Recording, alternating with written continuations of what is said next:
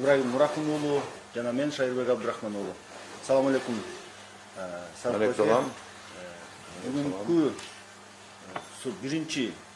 бүгүнкү эфирдин биринчи суроосу мындайча. Бизде ар качан шайлоо болуп келет. Шайлоолордо сатып алуулар жана административдик ресурс деген маселелер болуп келет. Бүгүн ушул темада бир топ талкууларды кылсак деп атабыз. Бул сапар биздин шайлоочуларга, эли журтубузга сиздин айта турган ойлоруңуз? Жанагы партиялык системанан 1% босого кылыш керек дегенде бекер айтып аткан жокмун да. Ошол 1% босого бул административдик ресурсту өзүнөн өзү жок кыла турган механизм да. 1% босого болгондо бунугу азыркы шайлоолордой болуп, баардыгы президенттик башкаруудан көз каранды болбойт. Ар ким өзүнүн эмгеги менен чыгат алдыга. Ар ким коркпой, үркпөй өзүнүн жеринде шайлоочуларда шайлоосун жүргүзөт да. Ошондуктан 1% босого кыла турган болсок, биз административдик ресурсту 80%га жок кылабыз. Жанагы добуш сатуу маселеси, добуш сатып алуу маселеси боюнча кандай ойлойсуз? Ал дагы өзүнөн өзү жок боло турган маселе болот. Ал дагы өзүнөн өзү. Демократия күчөйт анткени. Бирок толук сатып алуудан жок кылабыз деген нерсе азырынча болбой турат. Бирок мына мыйзамды эгер иштете турган болсок, сатып алуу боюнча азыр мыйзам бар. Ошону иштете турган болсок, ал дагы бара-бара келип жок болот. Добуш сатып алуу маселеси адатта ошо парламенттик шайлоодо көп кездешет да. Ал эми алдыдагы президенттик шайлоодо дагы добуш сатуу болот деген коркунуч барбы? Бар. Толук. Себеп дегенде сиз билесизби, заматта эле биз бир нерсеге өтүп кете албайбыз да. Ошол добуш сатып алууга сатып алгандар дагы көнүп калды, жергиликтүү бийлик да көнүп калды, эл да көнүп калды. Көнүп калган нерседен бат эле артка качуу кыйын. Бат эле өтүп кете албайбыз биз ада. Бул жолу дагы албетте болот. Албетте түрдө болот. Кимдер ушул кайсыл талапкерлер добуш сатып алууга мындай көбүрөөк жакын деп ойлойсуз? Кетип кой. Мен сизди көрүп отурам бул жерде суроолор. Кайта айтсаңыз? Мына парламенттик шайлоодо эки партия добуш сатып алууга шектелип, көптөрү башка партиялар нааразы болду эле. Ал эми мына президенттик шайлоодо кайсыл кандидаттар добуш сатып алууга көбүрөөк жакын деп ойлойсуз? Ошол добуш сатып алууда дасыккан партиялардын мүчөлөрү азыр кимди айланчыктап жүрсө, ошол жакта добуш сатып алуу көп болот. Бул мына Биримдик партиясы, Мекенем Кыргызстан партиясы. Ошол партиялардын кылган аракетине каршы эл көтөрүлдү. Аяк эмнеге алып келгенин көрдүк. Демек ошол Биримдик партиясы менен Мекенем Кыргызстандын партиясындагы жүргөн бостор азыр кайсы тарапта болсо, демек алар өзлөрүнүн механизмин бүгүнкү өтө турган күчтүү президентке азыр сунуштап жаткан убагы. Биз мындай кыла алабыз, биз андай кыла алабыз деп. Көрөрмандар суроолоруңуздарды бере берсеңиздер болот. Мына кечээкү калып калган көрөрмандарыбыз бар, суроолорун үлгүрбөй калды элек. Алим Таштан шайлоонун экинчи туру болуп сиз өтүп калсаңыз, командаңызга азыркы кайсы кандидаттарды кошор элеңиз? Негизинен бардык кандидаттар мыкты. Бизде кейиштүүсү биз сүйлөшө албайбыз да. Мисалы, ошол эле Адахан Мадумаровду алалы да. Эми Садыр Жапаровду айтпай турган себебим деген, Садыр Жапаров бул бүгүнкү күндө фаворит болуп турат. Ал анын жүрүштөрүнө караганда Садыр Жапаров муктаж эмес бирөө менен кошулганга. Мисалы, эми Адахан Мадумаровду ала турган болсок, эң негизгиси ага эл ишенет. Ал канча жылдан бери далилдеп келе жатат. Канча миңдеген эл анын артынан турарын. Ишеним деген чоң күч. Ишеним бул аябагандай зор күч. Анан Адахан Мадумаровдун электораты бул акчага сатылбаган идея үчүн иштеген команда. Демек ошол ишеним менен ал мамлекетте зор жумуштарды аткарып кете алат да. Көрдүңүзбү? Андан башка чыгып аткан кандидаттар боюнча, жаштар боюнча токтолсок, мына Элдар Абакировдун аты угулуп атат. Башка адамдардын аты угулуп атат. Булар дагы электораты бар, акылдуу келе жаткан, өсүп келе жаткан жаштар. Ошол алардын ичинде ар киминин оюнда, жүрөгүндө Кыргызстанды көтөрөлү деген ой. Ошол Кыргызстанды көтөрөлү деген ойдун мыкты механизмдерин чогуу иштеп чыкса, бардыгы менен иштешсе болот. Бардыгы менен. Бирок бул кызмат үчүн биригүү болбош керек да, идея үчүн биригүү болуш керек. Мына ошондо туура болот. Бул жерде Жомарт Молдокасымов деген биздин Facebook колдонуучу жазып атат, добуш сатып алат жана мамлекеттик ресурс да колдонулат деп атат да. Буга кандай? Туура, мен жана айтып өткөндөй, бул оорудан биз 2 айда эле айыгып чыга албайбыз да. Бул оору бизди каптады. Бул оору эми бир 10 жылдыктарды талап кылат. Эгер 10 жылдык биз таза саясатчылар таза жумушун көрсөтө алса, болбосо бул оору болгону. Назаркулов Айбек азыр мажбурлап жатат мамлекеттик жумушта иштегендерди, эмнеге мажбурлап жатканын жазбаптыр. Бул жолду кантип токтотобуз? Мен билем, ал мажбурлоолор бар. Азыр мектептин директорлору кагазды алып толтуруп чуркап жүрүшөт, кандайдыр бир уюмдар, бюджеттик уюмдар чуркап жүрүшөт. Бул баягы эле эски административдик ресурс кайта өзүнүн жагалдануу ишин баштады. Ошол иш болуп жатат. Мүмкүн муну өзү Садыр Жапаров түздөн түз буйрук берип аткан жок, бирок жанындагы командасы баягы эле далай жолу админ ресурсту колдонуп өткөзгөн команда. Ошон үчүн ал иштер дагы да болот. Аны бар эле эл көрүп турат, аны айтканда эмне, эл аны көрүп турат бардыгы. Муратбек Мамадалиев, эгер калыс көз карашта болсоңуз, берген жообуңуздан байкайлы айтыңызчы дейт. Садыр Нуркожоевичти өлкөбүздө сиздин божомолдо канча пайыз эл колдоп жатат? Бүгүнкү күндө менин оюмча 60%дан 70%га чейин эл колдоп жатат. Бул жерде бир топ дагы суроолор келип атат. Сизге атайын Бакыт Шакиров, Садыр Жапаровча Адахан Мадымаров болот. Бул киши пиар эле кылып жатасыңарбы дегендей суроо берип атат да. Эми бул жөнүндө айтарым, туура мындай маселе туулушу мүмкүн да. Эгер Садыр Жапаров 60-70% алса, силер эмнеге чыгып алдыңар деген суроо туулушу мүмкүн. Бирок бул суроонун түбүндө текеберлик жатат. Бул азыр мындай болуп атат да, көп эл бар. Күч жакка кошулуп кетип, анан ошол жокто туруп алып, өйдөдөн ылдый карап, калганына бир мыскыл, текебер көз караш кылган учурлар кездешет да. Бирок ар ким өзүнүн оюн айтыш керек. Эгерде бир күч чыга калса эле, башыңды жерге салып, туура эмес болуп атса дагы мейли деп күчкө кошулуп, жагалданып, жасакерленген оңой. Ал иш үчүн акылдын деле кереги жок. Бирок эгерде бир нерсе туура эмес болсо, эгерде сенин тарабыңды, мисалы, ушунча мен угуп жүрөм Садыр мырзанын сөздөрүн. Мен маданият жөнүндө бир сөз уга электим. Маданиятты көтөрүү жөнүндө бир сөз уга электим. Маданияттын ишмерлердин акыбалы жөнүндө бир сөз уга электим. Маданият дегеле саясаттын эң башкы булагы экенин дагы айткан кишини көрө электим да. Анан бул учурда маданият бөлүгү, мисалы, мен ошол жакта карап жүргөн. Биз дагы жок, баары туура деп кошула албайбыз да, биз өзүбүздүн оюбузду айтышыбыз керек да. Биз барбыз.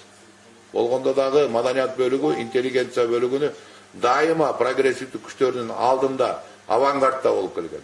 Мен үчүн биз эле бүгүн умтулуп калышыбыз керек деген суроо да бар да. Же болбосо элге окшоп барып айланып тегеректеп, сиз данышмансыз, сиз кемеңгерсиз деп жүрүш керек. Уксун биздин сөздү, маданият бар экенин көзүнө алсын, ишенсин ошого. Ошону эл да ишенип атат. Биздин дагы силер ойлобогула, таптакыр эле Садык Шернияз жеңилүүгө макул болуп олтуруп калган экен деп. Биз баары бир күрөшө беребиз. Биз 0,5% болсо дагы көтөргөнгө алыбыз жетет. 1% болсо да көтөргөнгө алыбыз жетет. Эгерде биз калыс акыйкат түз сүйлөй турган болсок, аны эл көрөт дагы, баары акыйкатты bağlagan el, çındıkты bağlagan el. Bizge doğuşun koşup beret. Buna көрөсүңөр ошо. Максат Жекшенов, азыр сиздин рейтингиңиз көтөрүлүүдө, бирок негизинде кимди башкы оппонент деп эсептейсиз? Шайлоо таза өтө турган болсо дейт. Ошол эле Садыр Жапаров, ошол эле Мадумаров, ошол эле Канат Исаев деп ойломок. Бул жерде Улкан Сыргабаева суроо берип атат. Садык мырза, азыр чынындыгында башка кандидатка балдарды иштөөгө макул болбой жатабыз дейт, балдарды иштетүүгө дейт. Эне окшойт. Ооба, кагаз кол топтоого окшойт. Кол топтоого Садырдын балдары куугунтук кылат деп, эмне эл өз мүлөөсүн көрсөтө албайт деп ойлойм. Акыры кандай болот мунун дегенде суроо берет да, мындай бир аз шашып жазган окшойт, бирок мен ушул мен түшүндүм. Туура, биздин өзүбүздүн менталитетибизде биз мындай нерсеге көнүп алган сыяктуу деп ойлойм да, мен анализ кылам да, ушул Акаевдин мезгилинен баштап мен мындай эскирип калган убагымдан бери карасам, кичине кандай бир жаштыгымдан баштады да Акаев. Биз дайыма бир сыйкырчыны күтүп келебиз да. Эли, кыргыз эли. Бирөө келет, ошол келип эле сыйкырчынын таякчасы менен бир шилтеп койсо эле Кыргызстан оңолуп кетет деп бирөөгө биз ишенип алабыз. Менин оюмча эл өзүнө ишениш керек. Ар бир индивидуум өзүнө ишениш керек, ойлонуш керек, анализ кылыш керек. Ошондон кийин гана өзүнүн чечимин чыгарыш керек.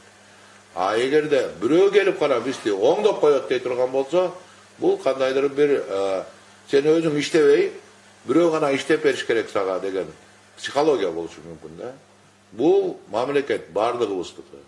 Сеники дагы, меники дагы. Ар ким өзүнө дагы отчет берип, жакшылап анализ кылып туруп, анан шайлоого барыш керек. Бирок Кудай ырган жанагы административдик ресурс менен сатып алуулар албетте бул оюнду бузуп жатат азырынча. Бул жерде Ыктыяр Абдраимович да суроо берип атат. Бул суроо сот системасына карата окшойт. Садыр Жапаров бир күндө акталды. Мелис Мырзахматов да бир катар саясатчылар бир күндө акталды. Калыстык болсо Атамбаевден баштап бардык саясатчыларды актап салса болбойт беле дейт. Ал дагы бул мындай чыкканда оор суроого кирет. Туура, мен кошулам. Эгер саясатчылар акталса, бир кандайдыр бир калыстык болуш керек деген ойдомун. Бардык тарапта. Бул жерде иргелген калыстык болбош керек. Бирок президенттик башкарууда кейиштүүсү. Биз мындай окуяларды башыбыздан өткөрө беребиз. Мындай окуялар болуп келген, боло берет. Жылдыз Исакова, ушундай форматтагы эл менен байланышы кызыктуу экен. Кимдин идеясы? Бул эми биздин идея мындан чыкканы, бизде каражат өтө көп эмес, бирок элге өзүбүздүн үнүбүздү жеткизиш керек болуп атат, эл билиш керек болуп атат. Ошондуктан мен ыраазычылык билдирем Ибраим менен Шайырбекке, алар экөө ушул түз эфир биз форматын ойлоп тапкан. Жалпы командабыз менен иштеп атабыз. Жазира Талайбекова, исламга көз карашыңыз кандай? Хиджаб, сакалга кандай карайсыз? Биз демократиялык өлкөдө жашайбыз. Демократиялык өлкөдө жашагандан кийин ким кандай кийинет, ал өзүнүн жеке жумушу. Мен да кээде таң калам, мектептерге келип, кээ бир мектептерде хиджабчан кыздар болобу, аларды кубалап чыгып атканы бул туура эмес деп эсептейм. Бул ошол кишинин адам укугун бузуусу керек болсо. Адам укугун бузуусу. Сакалга да асылбаш керек демек. Эч ким каалаганда, эмне үчүн бирөө мурдун төөнөп алып жүрсө макул болот дагы, сакалчан киши үчүн жек көрүнүш керек элге. Бул таң калыштуу нерсе. Маке Рахман, Садык мырза, чыган саясатчылар бириге албай жатканда элди бириктире алам деп ишенесизби? Силердин бириге албаганыңарга кандай тоскоолдук бар? Жеке кызыкчылык, бийлик бөлүшүүдө келишпестик болуп жатабы дейт. Ал оңой эле. Бунун ачыгын айтканда, эгерде саясатчылар бүгүн бириге турган болсо, анда биринчи тур менен бардыгы аяктайт. Бүттүгү. Анткени бул жерде Садыр Жапаров өтө алдыда фаворит болуп кетип бара жатат. Баары бириккенден кийин активдешүү азаят дагы, парламентаризм идеясын көтөргөн саясатчыларда күч жок болуп кетет. Ошо менен утулуу процесси дагы аябай ызалуу болушу мүмкүн да. Аябай ызалуу болушу мүмкүн. Жаныбек Мамбет Жумаевич дейт, абдан калыс адам экенсиз, сиз ушул калыптан жазбаңыз. Эгер Садыр Нуркожоевич президент болуп келгенден кийин сизди ишке чакырса барасызбы? Мен эч кандай ишке барбайм, ушуну айтып коеюн ачык. Эч кандай ишке, мамлекеттик ишке барбайм. Мен мамлекеттик ишке барбаган себебин түшүндүрүп берейин. Анткени суроо чыгышы мүмкүн. Эмне үчүн Садык мырза ушунча сүйлөп, ушунча айтып, анан мамлекеттик кызматка тартылса, эмне үчүн иштебейт деген. Кеп Кыргызга кызмат кылууда. Кыргызга кызматты мамлекеттик ишке барбай эле, кызматка барбай эле кылса болот. Ал биз тастыктап келе жатабыз 20 жылдан бери.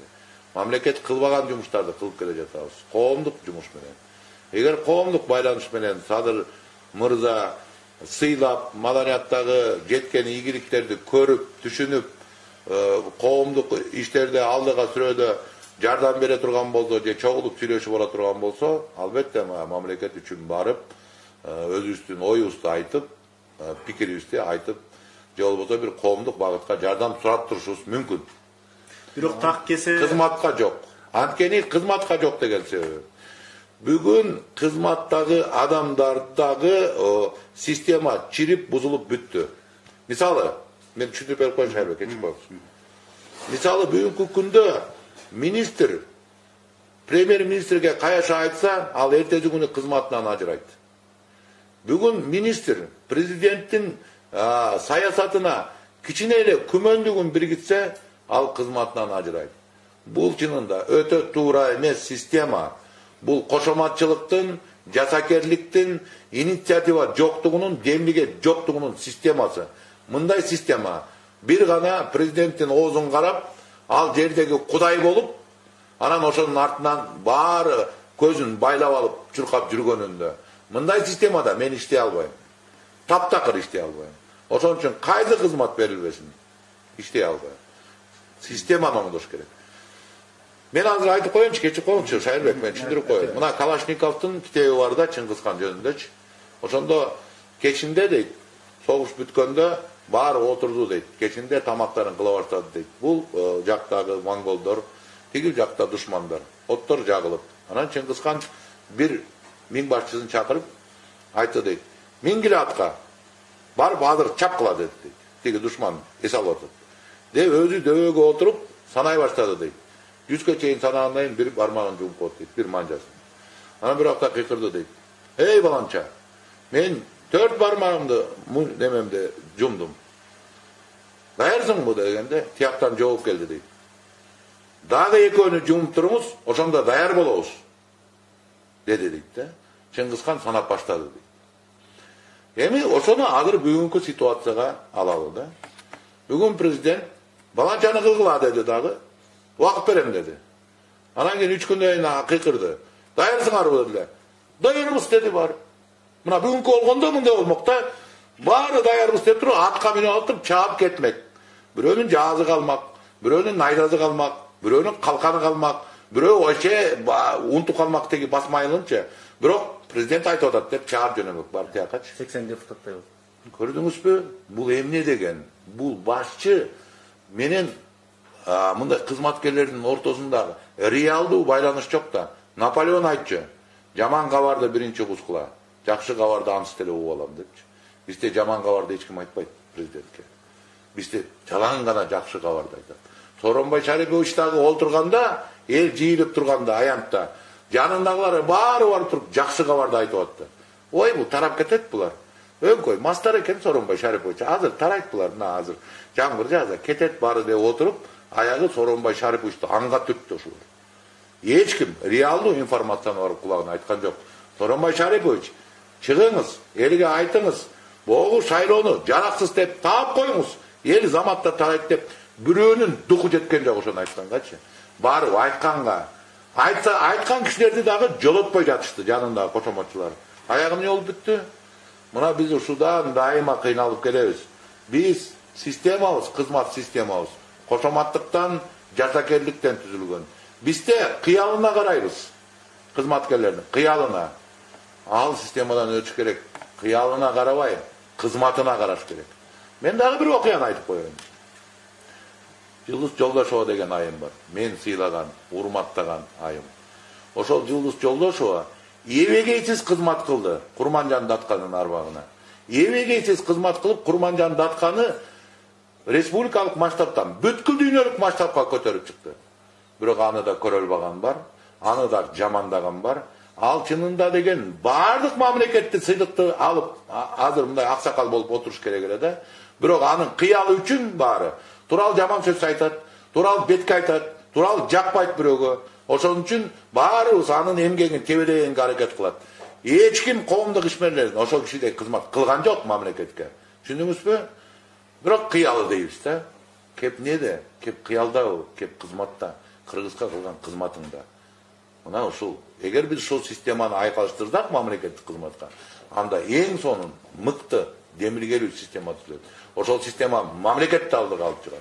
Жок, биз кошоматчыларды үйүп алып, ошолордун үстүнө башкарганга корстон болуп, алар ийилип турса, ой мен мыкты экен, мен президент экен, мен премьер-министр экен деп басып жүрөбүз коюп. Мамлекет түз болсо сазга тыгылып жатат. Бул жерде бир көрөрманыбыз абдан чоң 6 пункттан турган суроо берди. Анда бирөө экөөнү эле бериңиз. Ошо бирөө экөөнү берейин, калгандарга да жетишпей калбайлы. Эгерде сиз президент болуп калсаңыз, Кумтөр маселесин кандай чечмексиз? Кумтөр маселесинде аябагандай чоң оордуктар бар. Мына Садыр Жапаров мырза дагы Кумтөр маселесин чечемин деп келгенден кийин бул жерден жакшылап түшүндүрүштү да ага. Абдан жакшы түшүндүрүштү эле, Садыр мырза чыгып алып, алтын калбай калыптыр, бул маселени жөн эле коелу дегенге өткөнүн көрүп турасызбы? Ал деген оор маселе. Себеп дегенде буга чейин бизде ондогон, жүздөгөн документтер кол коюлуп кеткен эл аралык чынында. Эгер ал эл аралык биз процедураларды сактабай, кол коюуну сактабай турган болсок, алар эл аралык сотко бере турган болсо, анда Кыргызстандын эл аралык деңгээлде болгон бардык мүлктөрүнө сот арест коет. Алар иск менен керек болсо Кыргызстандан 2-3 эсени сууруп алат. Ошон үчүн бул ура патриотизмди абайлап караш керек. Бирок ошол эле юристтердин жардамы менен, чыган юристтердин жардамы менен кээ бир позицияларда биз өзүбүзгө ыңгайлуу, пайдалуу шарттарды ала турган укугубуз бар. Алардын бири экология. Экология дегенде бардык эл аралык сот экология жагына тартат. Себеп дегенде заман ошого кетип баратат. Биздин мөңгүлөр бузулуп атат. Ошол мөңгүлөр бузулган үчүн абегейсиз пайдалуу биз азыр өзүбүзгө ыңгайлуу келишимдерди түзүп алсак болот. Бирок бул өкмөт аны да кылган жок. Эсиңерде барбы? Биздин фракциянын депутаттары мөңгү боюнча аябай каршы турганда дагы биз мыйзамды өткөзүп бергенбиз. Бирок мыйзамды кайта карап көрүп, ошол мыйзам менен экология жагынан биз Кумтөргө басым жасап, Кыргызстан үчүн пайдалуу киреше булагын айтсак болот. Дагы бир суроо, Ибраим, мүмкүн болсо. Өлкөбүздө жанагы энергетикалык 25 ортомчу компаниялардын тагдыры кандай болуш керек? Бул оор суроо бу дагы. Анткени ошол компаниялар дагы ачылып алды да. Анан кийин эң зыяны бул нерсенин ортомчу компаниялардын. Булар анан монополияга өтүп алышты. Ал ортомчу компаниялар эбегейсиз кызматта турган чиновниктин компаниялары, уулдары, кыздары, жакындары. Эгерде биз ортомчу компаниялар болсун десек, ортомчу компаниялардын бир жакшы жагы чынында ал сапатты күчөтөт да. Анда баарына уруксат бериш керек. Баарына уруксат бергенде эч кандай монополиясы жок. Анда бири-бири менен конкуренция башталат дагы, биз сапаттуу электроэнергия алып, анан эң негизи баасы ылдый түшөт. Конкуренция болгон жерде баасы ылдый түшөт. Биз ошол жерде ачыктык нерсени алып келишибиз керек. Нурахун Стамов, менин атам экен, көрүп Алейкум. Айылда жаткан 70% элди эсептебей чуркап жүргөн кошоматчылардын эсебинен пайызды көбөйтпөгүлө дейт. Силердин да шансыңар чоң, төмөндөтпөй аягына чейин күрөшкөн деген. Сиз айткандай болсун. Күрөшөлү, чогуу күрөшөлү. Дагы суроолор абдан эле көп келип жатат. Мынакей бул жерде ошол Текебаев жөнүндө дагы азыр эле бир көрөрманыбыз суроо берди эле. Ушул жанагы түштүктөгү болгон окуялар боюнча Текебаевдер убактылуу өкмөт жооп бериши керекпи дегендей. Ал жерде кандайдыр бир жооп болуш керек. ал нерсеге. Бул өтө кайгылуу окуя болгон. Убагындагы мүмкүн чечимдер кабыл алынбаган туура болуп. Ал убакта билесиздер, революциялык убакыт болчу, кандайдыр бир мүчүрүштөр кеткен. Эми бул ишке кайта кайрылып келгенде баарын табуу өтө кыйын болуп калат деген ойдомун. Бирок менин оюмча моралдык жоопкерчилик бар. Бул боюнча дагы мен өзүмдүн байкем Болот Чер менен аябай көп убакыт сүйлөшчүм отуруп. Болот байкем аябагандай кейчи ушуга. Кейчи. Керек болсо эсиңерде барбы, Болот Чер анан бир чыгып туруп жыйында ошол генералдык намынан баш тартып, ошол окуянын болгонуна элден кечирим сураган. Сиз бүтө элекмин мен. Ибрайым, бул чоң суроо бердиңиз. Мен бүтө элекмин, бул чоң суроо. Кечирим сураган. Ошондуктан мен ойлойм, убактылуу өкмөт баары бир кандайдыр бир моралдык жактан болсо дагы бул мүчүрүштөр кеткенин моюнга алыш керек. Мына жерде Айгүл Жамилова дейт, фейк эмес. Бирок мындай сөзүн өтө мындай этияттап эле жазып коюптур, окуй берейинчи. Окуй берем. Ай Горилла, сен өзүң канча жылдан бери кыргыз элибизге пайдалуу эмне иш кылдың?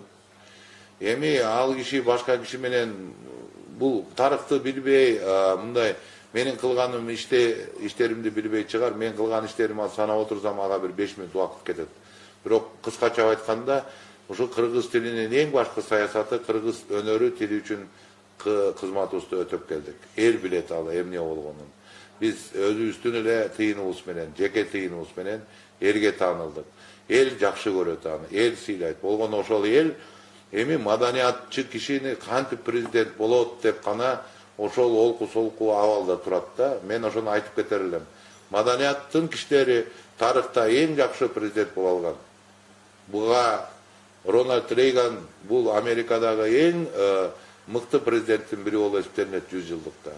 Лех Качинский болобу, Арнольд Шварценеггер деген Калифорния деген эң бай дүйнөдөгү штатты башкарды. Деге айтып отурсаң, Уинстон Черчилль өзү жазуучу болгон.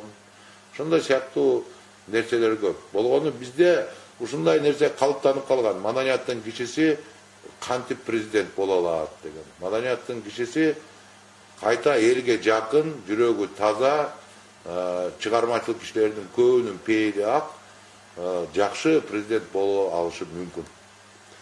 Жанагы көрөрмандын суроосун мен уланткым келип атат да, баары бир делечи. Сиз мына Садыр Жапаров кызматка чакырса барбайм, элге мындай деле кызмат кылса болот деп атпайсызбы? Бирок мамлекеттик кызматка барып деле кызмат кылса болот да. Сиз текеберчилик кылып аткан жоксузбу? Жок, мамлекеттик кызматта азыр мамлекеттик кызматка 3 типтеги кишилер барып атат да. Бул Ибрайым угуп атасызбы, суроо бериңиз. Бул биринчи фанаттар, мен мамлекетти оңдойм деген. Экинчиси мен барып жейин дегендер. Ошол жерден мен өзүмдүн үй бүлөмдү, өзүмдүн жеке булагымды көбөйтөм дегендер. Үчүнчүсү өзлөрү билбей барып алгандар. Каяка барат. Мамлекеттик кызмат оор. Бирок мамлекеттик кызмат болгондон кийин ошол мамлекеттик кызматтын бардык башчыларына жакшы иштей турган акыбал түзүп бериш керек. Мына азыр карап көрсөңөр, көптөгөн таза министрлер деле артынан суралып жүргөнүн көрүп атам. Таза иштеген министрлер. Бул биздин мамлекеттик кызматты ушунчалык биз тебелеп, басып, басмырлап, коркутуу процессине айлантып алдык. Мамлекеттик кызмат бир кандайдыр бир сенин иштеген ишиңдин баасын билбеген кызматка айланды. Мен болгом мамлекеттик кызматта. Болгон эмесмин да айтпайм. Мен маданият министри болуп иштедим 4,5 ай. Абдан аракет кылдык ошол убакта. Бул ош күйүп турган убагы болчу. Көптөгөн театрларыбызды оңдоп алдык. Элде мындай нерсе пайда болду. Бирок анан эмне болду? 4,5 айдан кийин келишти дагы, сен эми кереги жоксуң дешти. Көрдүңүзбү, сиздин кылган эмгегиңиз дагы баасы жок. Парламент сиз министр болуп барсаңыз, сиз укмуштай иштеп атсаңыз дагы, мына бир мисал. Каныбек Исаков, мен ал таанышым эмес, досум эмес. Каныбек Исаковдун мен жумушун барып көргөм, Ош университетинде.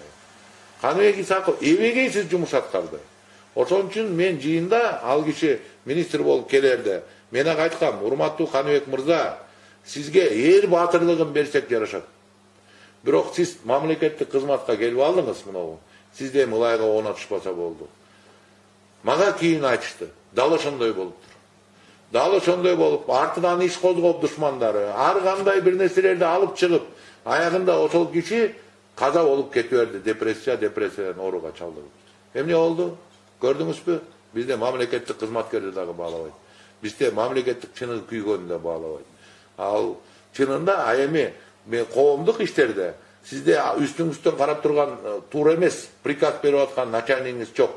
Сиз өзүңүздүн каалаганыңызды аткарасыз. Каалаган ишти кыласыз. Ошентип айтышты көтөрдүк, манакчыларды көтөрдүк, кинематографияны көтөрдүк. Бул жерде көрүп атасыңар, социалдык айыл пайда болду бир жакшы. Мен кыла алат белем ушуну мамлекеттик кызматта жүрүп. Кыла албайт болчу. Анткени ар ким басып, ар ким жамандап, ар ким туура эмес арыздарды жазып отуп, жүрөк ооруга жетишмек да. Коомдук иш менен дагы мамлекетке үлгү кыла турган иштерди кылса болот. Же болбосо таптакыр мынау системаны кайта карап чыгыш керек. Мен начальникмин, сен келесосуң деген системадан кетишибиз керек. Менде суроо бар эле. Азыр биздин көрүүчүлөрүбүз айтып атат, программаңыздар абдан кыска болуп калып атат. 45 мүнөткө жеткизсеңиздер мындан кийин деген дагы бир көрүүчүбүз бар экен да. Бирок биз адаттагыдай эле 30 мүнөттөн берип туралы, бул маселени биз ойлонобуз деп ойлойм. Акыркы суроону берип калайын. Андай болсочу. Жомарт Молдокасымов айтып атат, азыр Садыр Жапаровдун иши алдыга жылбай жатат. Анткени бизди алдап жатат. Жанында жакшы күчтүү илимдүү адамдар жок. Эртең деп эртеңкиси болгуча эссиздер телтеңдеп жатпайбы? Ошонун негизинде артка кетип бара жатабыз. Ушуга кандай карайсыз? Туура кошулам. Сээттегенде Садыр Жапаров бүгүнкү күндө алардын командасы баягы биринчи эйфориядан тумандары кичине ачылып, азыр баягы элге берилген убадалардын баардыгы заматта эле аткарыла калбасын түшүнүп, эл дагы аны түшүнүп баштады. Мен дагы кошулам элге. Садыр Жапаровду да түшүнөм. Баардыгын шарак эле өтүп, эртең коммунизмге өтүп кете албайбыз. Анткени ошол эле эл кечегүнкү. Алар деген бир күн өзгөрүп кеткен жок бир күндө. Бул мамлекетте алдыга жылдыруу процесси аябагандай зор процесс. Бул жылдарды талап кылат. Бирок ошол эле учурда жана команда деген сөзгө мен толук кошулам. Команда деген дасыккан, чыныгы эл ишенген, коррупционерлик ишке малынбаган, таза эл деп күйгөн адамдарды жанын алып, бирок аларды башкача башкарбай, дагы кайталап коеюн, башкача башкарбай, достук мамиледе, алар менен сүйлөшүү мамиледе алдыга жылыш керек. Бизде ушул мен билем деген башкаруу, текеберлик бардык биздин шорубуз. Ошон үчүн президенттик башкаруу жок болуш керек деп айтып келем. Урматтуу көрөрмандар, ушул менен бүгүн бизге бөлүнгөн убакыт соңуна чыкты. Тилекке каршы суроолор абдан эле көп. Кечиресиздер, баардыгы сурап жетише албай калдык, бирок алдыда дагы 10 январга чейин убакыт кенен. Дагы деле эртең 20:30 мына ушул чын айтканда күн санап суроолор көп атат да, суроо бергендер көп атат. Бул баарыңызда